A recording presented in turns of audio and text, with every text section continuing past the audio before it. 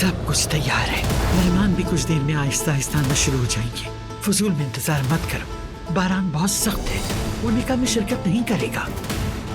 शुक्रिया। हम काराबे हैं, अपनी फैमिली को ऐसे मौकों पर अकेला नहीं छोड़ा जाता। यहाँ रख दो इसे।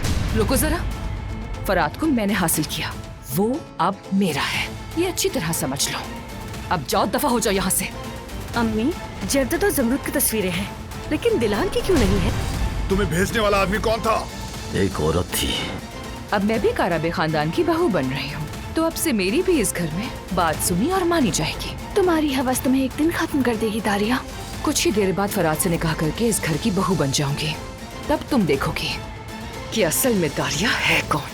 क्या ये औरत थी तुम्हारे पीछे? नहीं आका, मुझे ये काम सौंपने वाली एक जवान लंबी कद वाली लड़की थी।